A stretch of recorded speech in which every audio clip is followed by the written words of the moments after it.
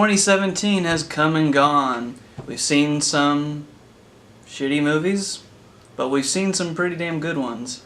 In case you have not been around or noticed, 2017 actually was a pretty good year for film. Of course, because we started this channel late into the year, we didn't cover a lot of stuff that we're going to be covering.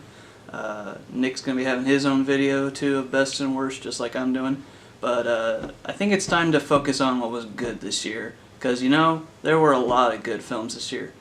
However, because I'm where I'm located here in wonderful, cold Bloomington, Indiana, there's a few that I've not been able to see that have been getting great reviews that I really wanted to check out. And some of those are Lost City of Z, I heard was really good. Lady Bird, I've been hearing, is amazing. But of course, as soon as I want to try to check it out, boom, it's gone from the theater.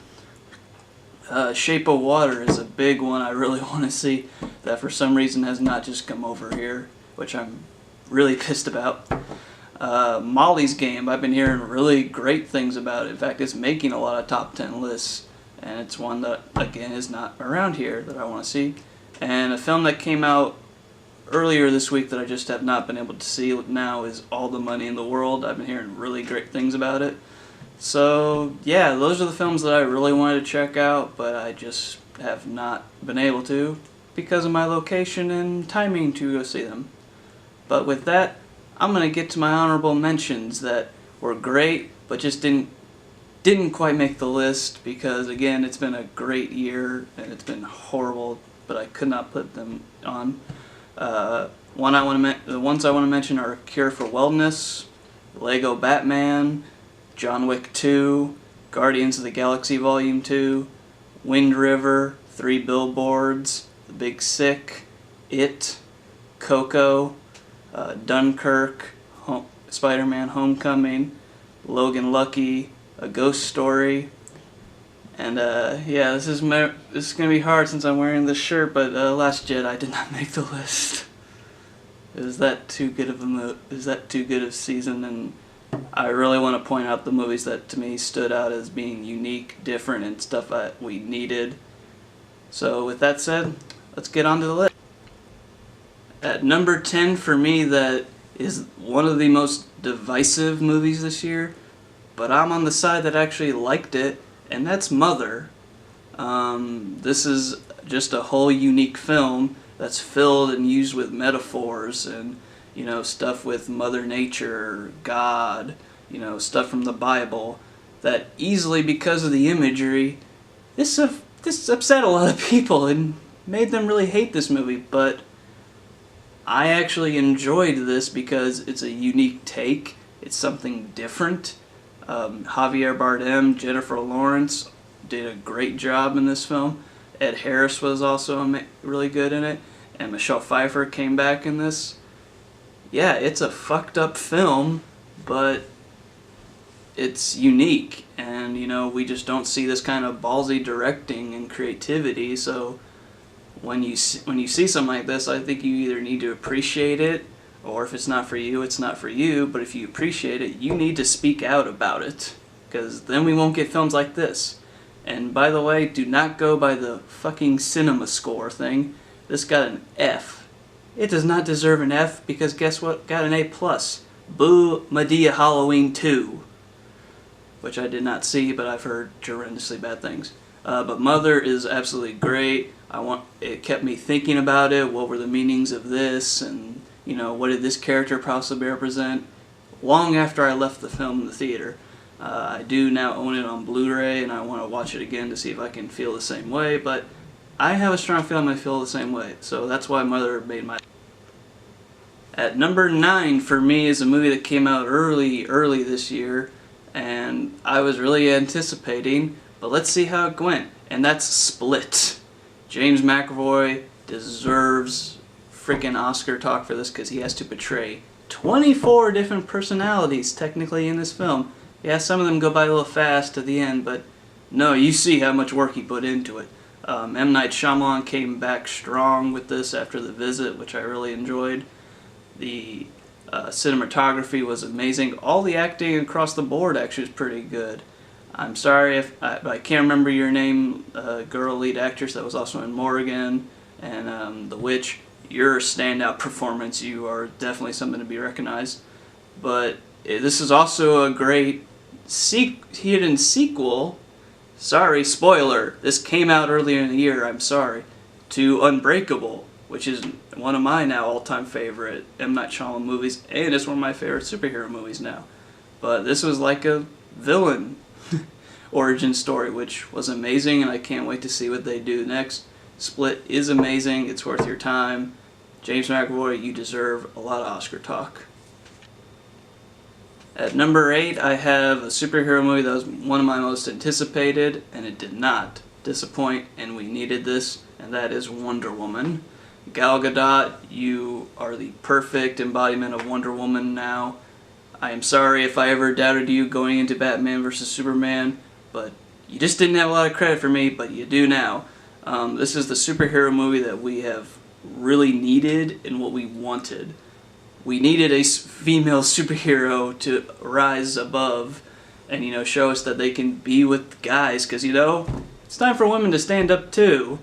Patty Jenkins did an amazing job directing this. It's the exact type we needed. We needed this in the DCEU, which is just crumbling without this. And it just looks so colorful compared to the other DC films. And it's a story that we also just really, really needed, because it shows how a character can be considered a god or a goddess, and can have humanity and stuff. And you recognize all the characters. Chris Pine does an amazing job, and all of them are given great time and backstory. This is a pretty damn good war film too, but it's a great superhero movie, and it's easily in my top of superhero movies list. And at number 7 is a movie that I was very interested because of who was helming it, but I just wanted to see if it was actually going to be good or bad, and this was fucking great. And that is Get Out. Jordan Peele did an amazing job of directing a horror film that is also funny, but coming from a comedic background, but apparently he's had a love of horror movies. He's made it pretty clear in interviews and stuff that this was influenced by a lot of older horror stuff. It has great acting across the board. It's very unique and creative, but also with some social commentary about racism, without it technically having the characters being racist. I just need to point that out, because they make a point of saying that they're not racist, but there's just that thing there. And the comedy was just phenomenal. I'm sorry that I'm forgetting your name, but the guy that played the lead character's friend, that's the air traffic cop, he was hilarious. But it's definitely one of those rare horror films that was stuck at 100% on Rotten Tomatoes for how long it was. I know it got booted down. That's still an amazing achievement for a horror film, a first-time director, and someone coming out of the comedian standpoint. I really look forward to seeing what Jordan Peele does. He's made it pretty clear that he's not going to do any established work. He wants to do all creative stuff that he has in his head. And you know what? I am totally down for that. I will see every one of your films. Get Out, you were just amazing this year. At number 6 is another movie I had high anticipation for, because it's part of the cinematic universe, and it blew my expectations, and that's Thor Ragnarok. This was a fun movie. Easily the last Thor movies left a lot to be desired, especially Thor Dark World, and it needed some color and some energy to it, and this was it. Chris Hemsworth was still amazing as Thor. Jeff Goldblum was amazing because they basically personified him as what we think Jeff Goldblum is. Mark Ruffalo came back again as Hulk, and this is probably easily my favorite Hulk movie, because we actually hear Hulk speak, and we see a lot of the Hulk too. But there's amazing other standouts. Loki is still amazingly funny in this. Everybody has really good comedic chops, and this is coming from another indie small director who did a couple of popular films that, sorry, I still have not seen, but I've heard about them and I want to check them out. But you just added something unique to this, and it's what Thor needed. And it just had imagery that was stuff that I'd never seen before, and it was amazing to see. Helena, played by Cate Blanchett, was easily now one of the new favorite villains in the MCU, and all of them funnily have green involved. But this was just a fun movie. It's what we needed in the MCU, because they have to kind of become parody at some point to feel like, wow, we're really stretching this.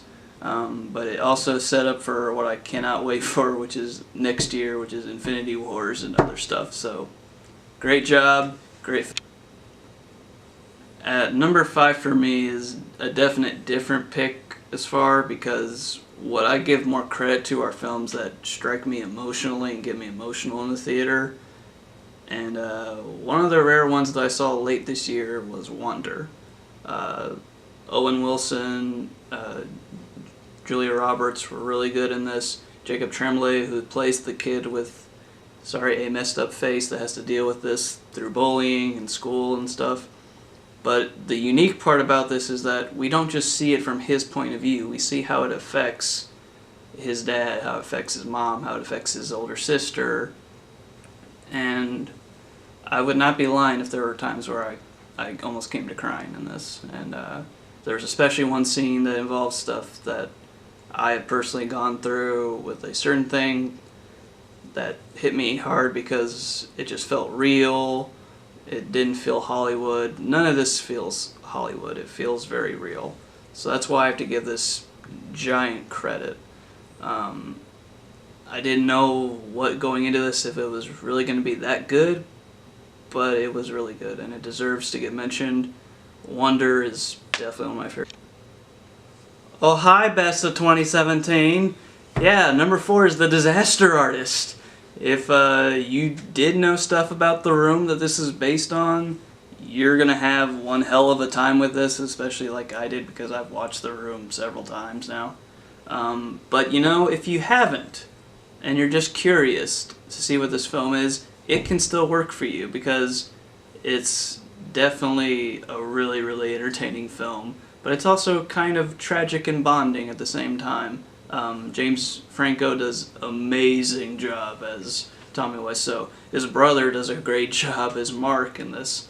And for this to be also a film that James Franco himself is the star, and his directing is very reminiscent of what Tommy Wiseau was in The Room.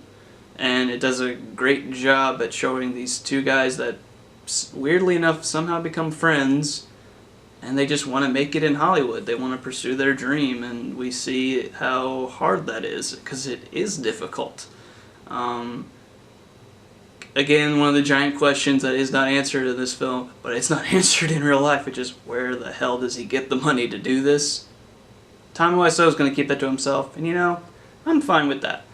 This was just so entertaining, and I laughed consistently hard throughout the entire runtime. James Franco just disappears. He becomes Tommy Wiseau. From the minute that he just says his first line, and the way he moves and the way he acts, he just was it. Yeah, other than like a few characters you could probably argue like why they didn't get more time and stuff, I'm pretty much fine. This is exactly what I got. I have not personally read the book, but if it's anything like this, I'm sure it's way more revealing. But this was just flat out hilarious, entertaining. James Franco, you deserve a lot of recognition, especially as a director now, so good on you. And that's why Disaster Artist makes it in my list. And number 3 for me, again, as I mentioned in my Wonder review, the movies that hit me more emotionally, I'm going to give way more notice of, and that's War for the Planet of the Apes. If you have not seen the previous ones, you're going to be a little lost emotionally. You can grab the story pretty easily, but if you've not seen Dawn especially before this, I don't think that you'll feel the emotional connection with some characters that are brought in. I know for a fact one person that I watched this with did, but I'm not going to mention him. But this is just a straight up like revenge story that is built on emotion, Woody Harrelson is really good as the villain in this. Andy Serkis again, amazing as Caesar. And the special effects and motion capture work, they are a frickin' 10. If this film does not win Best Special Effects, I am gonna lose it amongst other stuff that wouldn't win probably. But this is also just a story that revolves right back to the original Planet of the Apes, and I think a giant theme is if you don't learn from history, we are doomed to repeat it. Because you can say, yeah, you notice certain elements in the originals in this, but it's just a little bit tinkered and a little bit, twisted, so that's just the message they're going with. But I only had like one little nitpick with this, which was the Coca-Cola truck in the scene. I felt that was pretty obviously just put there, but that's just a minor thing. I had an absolutely great time watching this, and I felt very bad at the end. But this is probably my favorite Apes movie, and I have to go back and I watch the originals now. But that's why War for the Planet of the Apes is third, just lost to 2 others. At number 2 for me, this was the most difficult to pick between the two, but I picked this one at number 2 because of more emotional stuff like I mentioned. But this was a giant, anticipated film of who was working on it and who came back, and it's a story I wanted the complete sequel to, and that's Blade Runner 2049. This just was everything that I want to see in a movie. This is great cinematography, great acting, great directing. Ryan Gosling continues to pick great work that I want to keep seeing him do great work in. Harrison Ford was amazing coming back into this, and he did not sleepwalk through it. The effects, makeup work were great. Again, I could see the only flaw is that it's very long and it can feel like that, but you're noticing a lot of great visual stuff. This was easily the movie that I gave the A+ to, but it just didn't hit one certain thing for me, which is what number 1 did. But this is a film that no one I know, according to numbers, that saw, and I'm really pissed off about it because this is just what's destined for Blade Runner apparently. This has to win Best Cinematography and several stuff because it's just that damn good. But you lost to one, and let's get to that. And number 1 was a movie that I was waiting to see if anyone would beat, that I saw really early this year, and you just couldn't do it. And that's no dissing on you guys, you were amazing, but Logan was a triumph. This is easily the Wolverine that we needed, that we wanted. Hugh Jackman gives an incredible performance. If he is not nominated, I am just done with you, Academy, especially going back to Blade Runner 2049. This is just a powerhouse of emotion that hit me to the core growing up watching these X-Men films now. Because he's been the standout for every one of those X-Men films, that he was just perfect as Wolverine. However, I understand why he also wants to stop, because that's what he's being typecasted as. This is very violent. There's a lot of swearing in it, but that's what Wolverine is. It's violent, it's swearing, and it's kind of depressing and dark at the same time. For people that I've read that said this is a joyless film, this is loosely based on the Old Man Logan story, which is not a chipper, fun time. It's Logan coming to grips with that he's aged, and he's questioning if he has even a purpose in life now. And Patrick Stewart gives an amazing performance in this, also as Professor X. The only little downside to me nitpicking wise was the villain was kind of eh. But I can easily overlook that because also the introduction of X-23, you were great as his daughter, and it just touched me so much at the end. Are we going to get another Wolverine out of Hugh Jackman? Possibly if it's with Deadpool, he has said.